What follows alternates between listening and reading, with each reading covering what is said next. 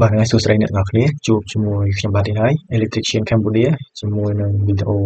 បន្តពីវីដេអូមុនអញ្ចឹងវីដេអូនេះគឺខ្ញុំបង្ហាញពីអំពូលសញ្ញាដែលអ្នកខ្លះគេហៅថា indicator lamp អ្នកខ្លះហៅ pilot lamp បាទអ្នកខ្លះហៅអំពូលសញ្ញាអញ្ចឹងទៅបាទអាហ្នឹងស្រាប់តែយើងហៅទេអញ្ចឹងនៅក្នុងCQនេះគឺជា CQ ដដែលតែយើងបន្ថែមអំពូលសញ្ញាដើម្បីចង់ដឹងថានៅលើទូរបស់យើងហ្នឹងវាដំណើរការ motor ឬមួយក៏អត់ឬក៏វាលើសបន្ទុកបាទអញ្ចឹងនៅក្នុងវីដេអូនេះគឺខ្ញុំបង្ហាញពីអំពូលសញ្ញាបាទរបៀបដាក់អំពូលសញ្ញាបាទអញ្ចឹងការដាក់អំពូលសញ្ញានេះដូចនេះបាទនេះគឺអំពូលពណ៌បៃតងបាទនៅពេលដែលយើងចាប់ផ្ដើមចុចវិជា motor របស់យើងឲ្យដំណើរការអញ្ចឹង motor យើងនឹងដំណើរការហើយអំពូលសញ្ញាពណ៌បៃតងនេះគឺភ្លឺបាទអញ្ចឹងបញ្ជាក់ថា motor យើងដំណើរការហើយពេលដែលយើងបញ្ឈប់ដំណើរការអំពូលសញ្ញាមួយនេះបាទអំពូលសញ្ញាពណ៌ក្រហមនេះគឺតំណាងឲ្យ motor ឈប់ដំណើរការបាទហើយនៅពេលដែល motor យើងលើសបន្ទុកបាទនេះអំពូលសញ្ញាមួយនេះគឺជាអ្នកបង្ហាញយើងប្រាប់ថា motor យើងលើសបន្ទុកបាទនេះគឺជាខាងមុខទូបាទឧទាហរណ៍ឲ្យយើងរៀបទូអញ្ចឹងបាទអញ្ចឹងយើងរៀបទូយើងមានអំពូលសញ្ញាដើម្បីដឹងពីដំណើរការពីព្រោះអីពេលខ្លះ motor យើងវាអត់នៅគៀកនឹងយើងទេបាទវាអត់នៅគៀកនឹងទូយើងទេពេលខ្លះយើងដាក់ motor ដល់ឆ្ងាយអញ្ចឹងទៅហើយពេលខ្លះយើងដាក់ motor នៅជិតអញ្ចឹងទៅតែអ្វីដែលងាយស្រួលសម្គាល់ងាយស្រួលយល់គឺយើងមើលទៅលើអំពូលសញ្ញាបាទដែលគេហៅថា pilot lamp ឬក៏ indicator lamp បាទអញ្ចឹងកុំឲ្យខាត់ពេលយូរខ្ញុំនឹងតេស្តពីដំណើរការនៃអំពូលសញ្ញាទាំង3នេះបាទអញ្ចឹងខ្ញុំតេស្តពីអំពូលសញ្ញាអញ្ចឹងខ្ញុំបិទ disjunction បាទបន្ទាប់មកខ្ញុំចុចប៊ូតុង start បាទអញ្ចឹងពេលដែលខ្ញុំបិទ disjunction អញ្ចឹងអំពូលសញ្ញាពណ៌ក្រហមនេះបានន័យថាវាមានភ្លើង standby ចូលទៅក្នុងទូអញ្ចឹងវាបញ្ជាក់ថា motor យើងអត់ដំណើរការទេបាទអញ្ចឹងវាមានភ្លើង standby ចូលទៅក្នុងទូអញ្ចឹងពេលដែលយើងចុចប៊ូតុង start ពឹបបាទ motor នឹងដំណើរការកន្លែងទៅនេះ sorry ខ្ញុំសុំដូរពណ៌អំពូលបន្តិចបាទអញ្ចឹងខ្ញុំដាក់អំពូលពណ៌ខៀវពណ៌បៃតងបាទអញ្ចឹងខ្ញុំ simulation ម្ដងទៀតខ្ញុំបិទ disjunction ហើយខ្ញុំចុចប៊ូតុង start បាទអញ្ចឹងអំពូលពណ៌បៃតងភ្លឺបាទអ្នកនរគ្នាឃើញពេលដែលខ្ញុំចុចប៊ូតុង start អញ្ចឹងអំពូលពណ៌បៃតងគឺចាប់ផ្ដើមភ្លឺបាទអំពូលពណ៌បៃតងចាប់ផ្ដើមភ្លឺនេះអំពូលពណ៌បៃតងមួយនេះខាងនេះបាទអញ្ចឹងអំពូលពណ៌បៃតងនេះចាប់ផ្ដើមភ្លឺពេលដែលខ្ញុំចុចប៊ូតុង stop អញ្ចឹងអំពូលពណ៌បៃតងនឹងរលត់ហើយអំពូលពណ៌ក្រហមនេះនឹងភ្លឺវិញបាទ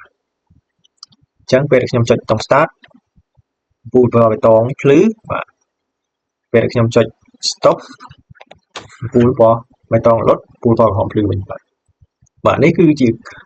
ការដំណើរការនៃអំពូលសញ្ញាបាទអញ្ចឹងក្នុងករណីមួយទៀតបាទក្នុងករណីមួយដែលយើងកំពុងតែបញ្ជា motor របស់យើង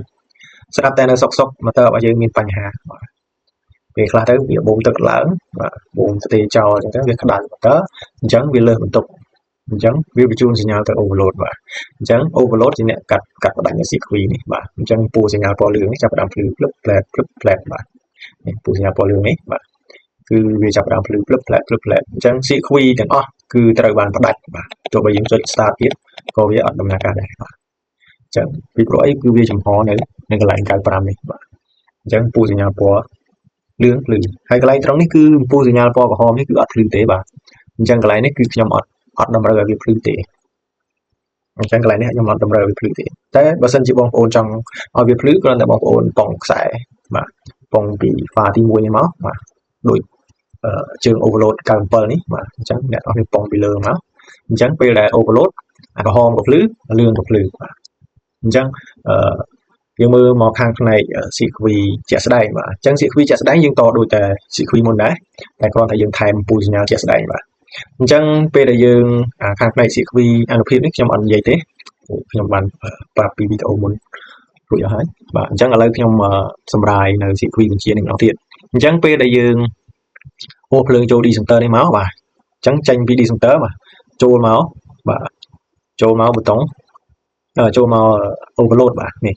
បាទចេញពីនេះមកចូល overload 95បាទចេញ96បាទចេញ96ចូលមក